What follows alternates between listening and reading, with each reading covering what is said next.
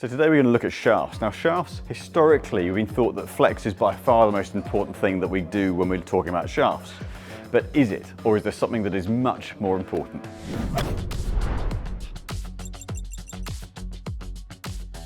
So we're going to really focus in on what the flex is and what it does. So the flex of a shaft is the stiffness of the shaft itself. Now, the problem is within industry, there is no absolute scale of, right, a regular flex is this, a stiff flex is this, an X is this. It varies model to model, brand to brand. So there is no kind of normalized scale of flex. So it will vary a little bit depending on what the shaft you have is. But ultimately, the stiffer the shaft, the less bend.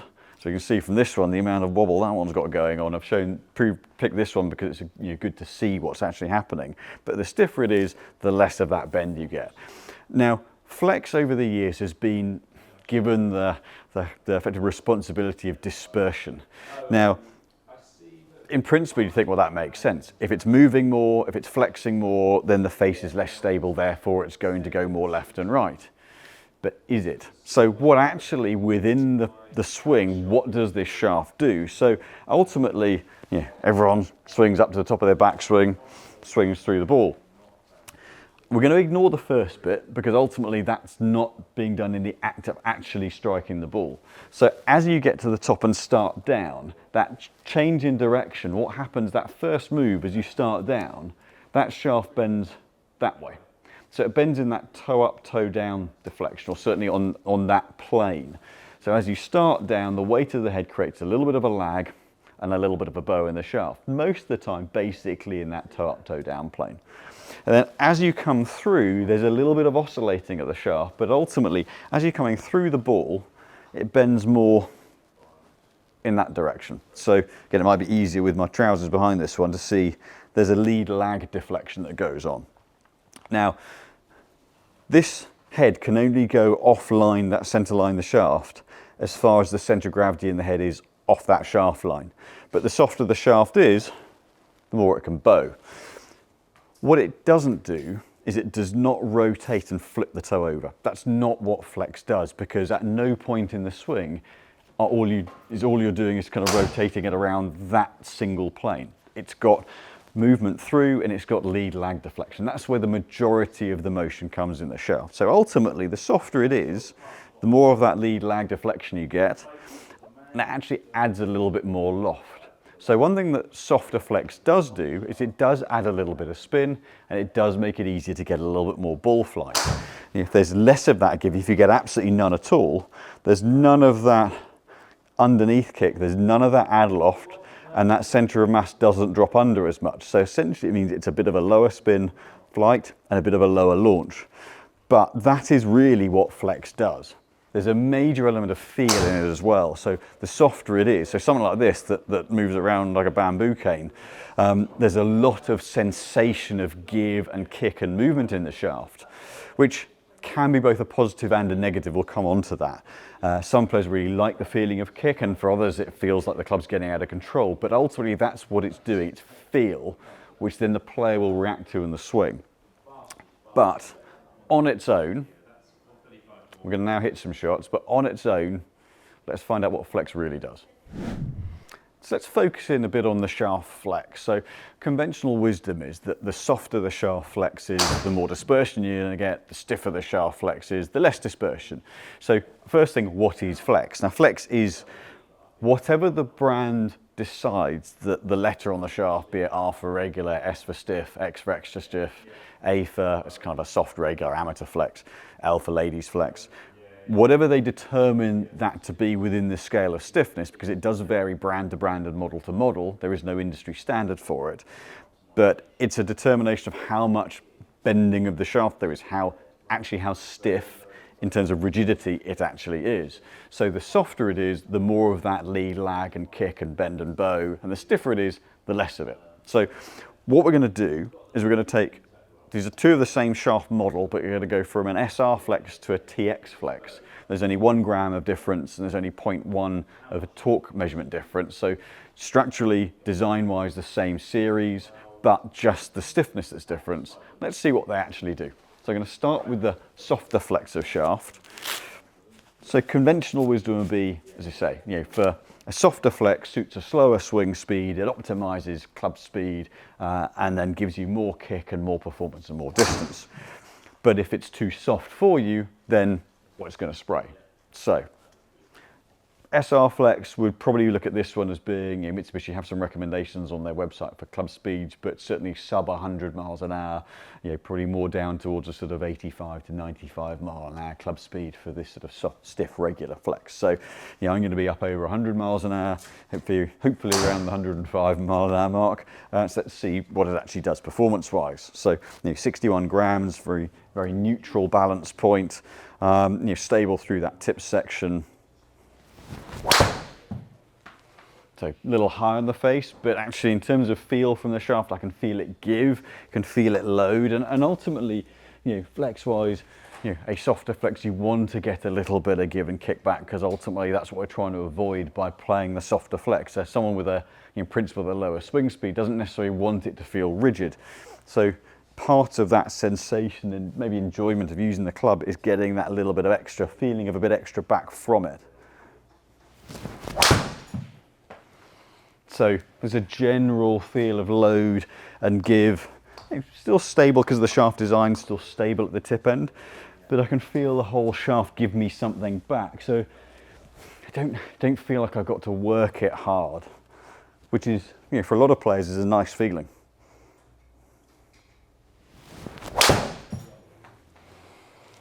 But ultimately, with the softer flex, am I feeling that face unstable through the ball? The answer is not really. Obviously, we'll go through the data. We're going to hit one more of this, then we'll hit a few with the stiffer shaft. But it's from a real performance point of view. This is what we're trying to determine here. Is that softer flex, meaning it goes sideways, or is it something different? So we just switched out the SR flex that I have here. We've now put in same model, but the TX, so this is stiffer than X, this is the Torque X flex. So dead weight 1 gram difference, torque value is 0.1 of a degree difference. So, the weight and the profile is very similar, but we've upped the flex significantly. So let's have a hit and see what it does. So as a lot of players do, if we do the old kind of waggle test, this is a lot more stout. There's very little give. It's almost, shaft in that kind of respect, it's kind of just connecting me to the club head. So it's very, very much stiffer. And feel wise, there's less feel back from it because there's less of that lead lag give. So in principle, should feel a lot harder to hit with. Yeah, and through the swing, whereas in the SR flex, you can really feel that middle section load and give me something back. Much, much tighter. So there's no real sense of pop through the ball. There's a little bit of movement. It's not, the blue board is a very smooth profile. It's not as stiff as, say, the white board or something like a Ventus Black, which are much more rigid through that midsection. But going up to the flex we've gone to, much stiffer through the whole length of the shaft to the SR. And that's really what you feel. You feel the club connecting you to the club head tightly versus giving you a little bit of extra, little bit of, I guess, kick, feel. But it's essentially the focus of this video is what is it actually doing? That one's gone nice and straight. So did some of the ones earlier. The more aggressive you are in transition, the more aggressive you are through the ball, then generally speaking, a firmer flex might feel more comfortable because you don't get that sensation of the club head getting out of control. But ultimately, that's what we're talking about with this, it's club head control. And does the softer flex we hit earlier lose that club head control, and do we significantly gain out of this much stiffer profile? So as someone who's, my miss historically has always been left, it's been a hook. Swing floor's definitely been part of that. I'm used to a stiffer feel. I've always played generally heavier, stiffer shafts because, well, that was, go back 20 years, that's what we thought gave control. So I'm used to that more stout feel. And that's certainly something that comes into it. Something that doesn't feel like it's overly loose. I feel like I can maybe get into the back of the ball, I can commit through a bit more, and the club stays with me. But is that reality, or is that just feel? So let's hit one more and have a look at the numbers. Let's check it out. So let's have a little look through those numbers and say, what does it actually tell us? So again, considering say 1 gram of weight difference, 0.1 of torque difference, it's just that rigidity going up. What are we expecting to see? Well, we're expecting to see, based on historical convention, that the softer shaft gives me more displacement of the head and more left and right dispersion. You know, and generally speaking, you'd expect soft, people will go, oh, okay, well, that's going to flip and go left. So what do we actually see? Well, from a delivery point of view, you know, for those 4 shots, delivery 0.1, so very neutral, and for the stiffer shaft 0.5. So we're seeing same delivery, angle of attack 3.3 to 3.7. So those are doing the same thing. So I've put them on the same line. One of the things I alluded to about the stiffer shaft earlier was that actually I'm used to it, and so maybe feels a bit more comfortable for the sensation of club that I'm used to playing over the last 20 odd years. And so one of the things that is noticeable is club speed's up for me with the stiffer shaft. So again, goes back to, does the softer shaft kick more and add speed? Actually, no. There was one miss hit on the first shot of the softer shaft, so that efficiency's down, but we're not seeing smash efficiency up on the solid hits, softer shaft. The stiffer shaft, 1.48 is the max out with either of those. So it's not like one setup is giving me noticeably more proportionate ball speed, but ultimately I peaked out at 106.8 with the the stiff regular shaft, and I peaked out at 107.3 with the TX. So it's not restricting speed, it's actually facilitating me to commit a little bit more and gain a bit of speed. And you are going to find other players are going to be the other way around. They might feel that the stiffer flex forces them to have to heave at it and they lose efficiency, and the softer shaft is more comfortable, relax and generate more speed. So there is no direct correlation there because we're seeing the weight the same, it's the same effort required to move them. So that hasn't changed the speed. So what has it changed? So what we can see moving along the line is launch angle, 14.4 on average with the softer shaft, 13.4 with the stiffer shaft. So yes, launch angle is down. There's a tolerance of 0.5 of a degree. That's the same on both. So we are seeing that softer shaft is kicking under a bit more and is launching a little bit higher. So on spin, 2000 versus 1876. So that is also down a little bit, but in line with launch angle. Now, there was one shot, that last shot I had with the stiffer shaft that turned over, that went left. So that doesn't, I'm going to take out the miss hit with the softer shaft because that was higher on the face and that's spin knuckled. I'm going to take out the flip over with the stiffer shaft because those two, you could argue, are not necessarily representative to what the shaft's doing. That's a miss strike and a flip over. So what do we see here? So 2263 with the softer shaft, 1993 with the stiffer shaft. So degree of launch and, roughly speaking, 10% of spin down. So, you know, there is an effect on that with the stiffer shaft. It has definitely reduced that little bit of kick under, knocked that flight down a little bit as well. So that, we've definitely seen a slight change in the pitch of shot out of the stiffer shaft, bringing that down. Distance is up, purely a little bit more run out, but also swing speeds up 105 to nearly 107. So the stiffer shaft I've moved quicker, so distance is a little bit longer. So really, from a trajectory point of view, there's a small effect in terms of pitch height of the shot, but realistically that's about it. There's no massive ball speed gain from playing a softer shaft, and there's no massive flight change from playing the stiffer to the softer shaft, just a little bit of a pitch change and a spin change. So now the left-right side of things. So what do we see? So delivery, 2.9 angle of attack to 3.3, and path minus 0.3 to plus 0.3. So half a degree or so, essentially a same neutral delivery. Face to path on the softer shaft, 0.6 with a 1.4 tolerance. Face to path minus 0.5 with a 1.3 tolerance. So we haven't seen a material change in consistency of delivery of the club face between the two stiffnesses either. So put that onto a dispersion chart. What do we see? Okay, so there's a little bit more spread between the softer shaft to the stiffer one. So the averages look very, very similar, but we're seeing just a little bit more of a change between ones that stayed a little bit right with the softer shaft and then the really well hit one that's up there with the stiffer shaft. So there's potentially, kind of, well, in essence, that's 10 yards wider. So we're looking at a sort of 5 yard either side, essentially tolerance-wise. You look at it that way, a 5 yard spread. But two are grouped very tightly. One's a little bit more left. Those three, you're looking at kind of left to right. Let's say 15, 25 yard spread. Maybe kind of 27, 28 yard spread, fully left to fully right, versus that's going to be more sort of 20 yards, 25, 45. So it has spread out that little bit more. So down hole, down range, whatever you want to call it, that just extrapolates out just a little bit more. There is a bit more of a shot shape variation when we look at the actual result versus those numbers. Is it dramatic though? Not particularly. We're not seeing the softer shaft, which you'd expect, lasso left the whole time uncontrollably, and we're not seeing the stiffer shaft create a fade because it's not able to square the toe up. It's actually not that at all.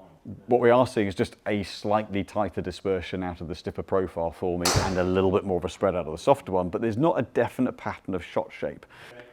So ultimately, convention would say the softer flex should hit a ripping hook that's uncontrollable, we can't stop going left. Is that happening? No.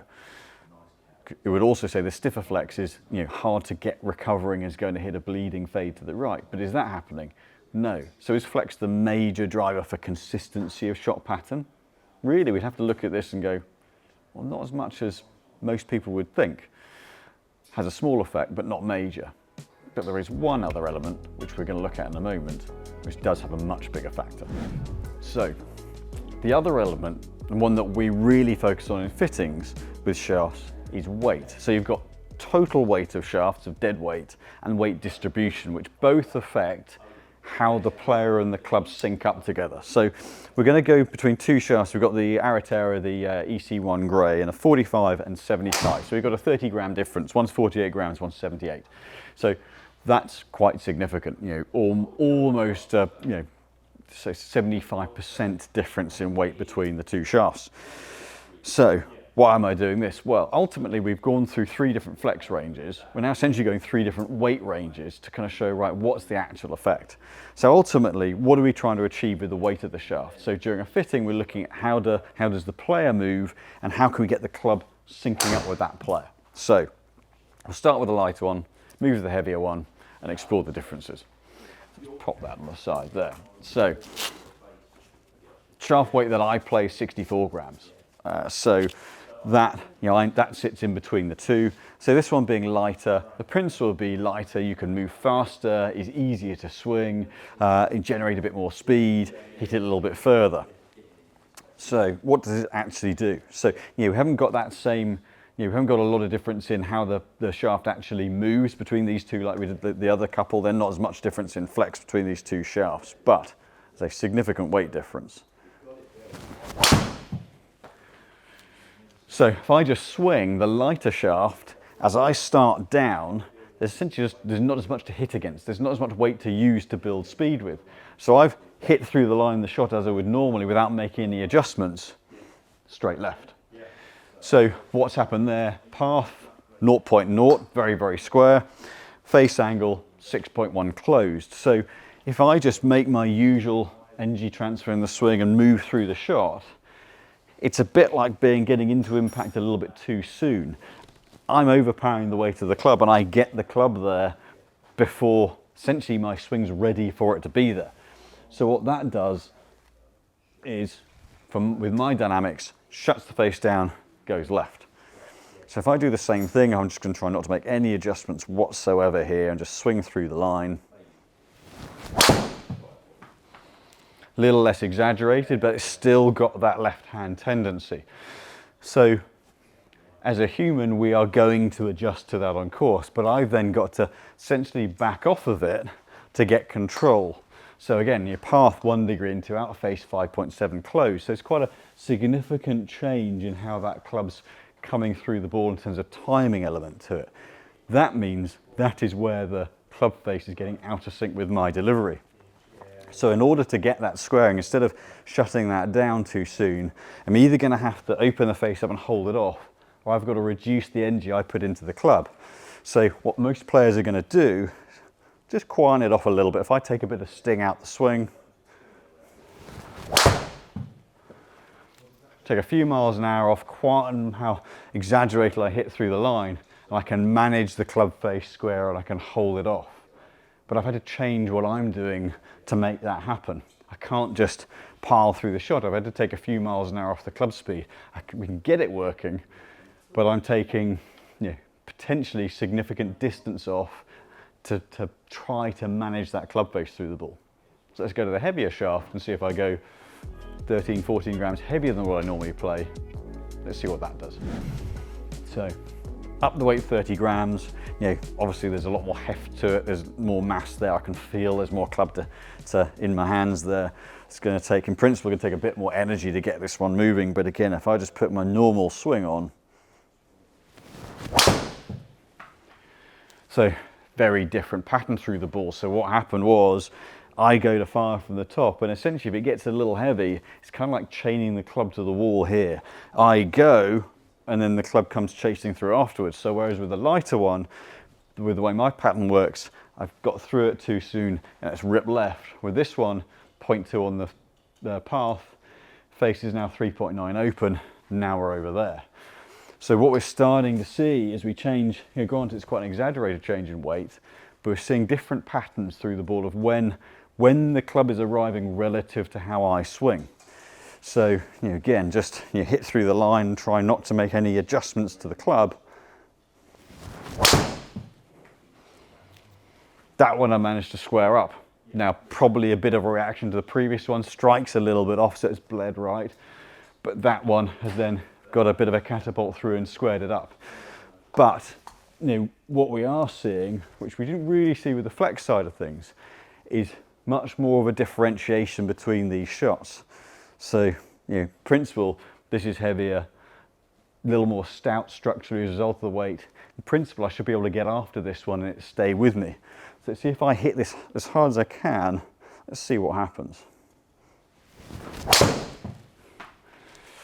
So, balance is off completely. So as I've gone, I've snapped harder at it, I've then come out of it a little bit more. So I'm less controlled as to how I'm moving. Once again, we see that go off right.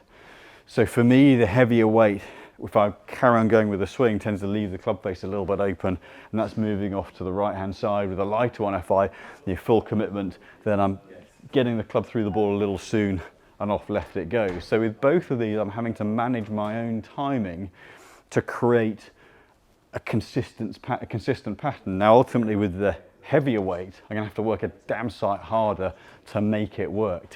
I've got to get the club to the ball. With the lighter weight, I've got to rein it back to gain control.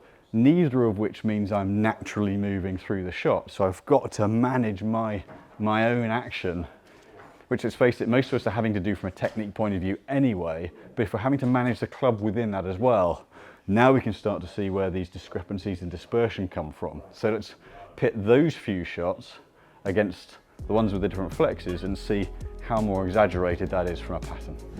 So, thought it best to start on the dispersion pattern, showing the different kind of rings for the different shot types. So, the white being the softer of the two Diamana shafts, the yellow being the stiffer one, and then the red being the heavier shaft and the blue being the lighter shaft. And it's quite obvious to see what the differences are. Ultimately, with the different flexes but at a more appropriate weight, those two batches of shots are all in play. They're all playable, and none of them are in water hazards. They're all, granted, some might be in the rough, but we're in the hole, we're off the tee, we're playing the hole. So what we can see, there are slight differences in distance and a marginal tightening of dispersion for me by going to the stiffer flex. It has nothing on that change in weight. So drop 20 grams lighter, also 15 grams lighter, and then we see that if I commit to the shot, I'm getting through it, it's going left, and I'm on another hole on one of these instances. If we go heavier and I'm having to force it, there's one in play that I managed to kind of flip the face on line, but the other two are way out right.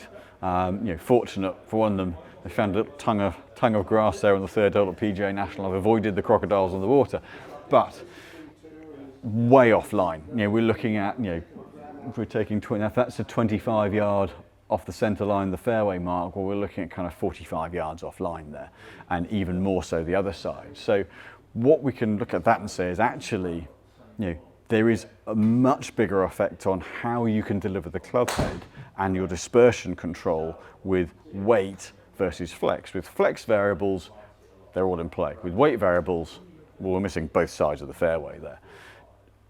The other element to this that we need to look at is, well, are they different swings? Is it affecting actually the line of my swing?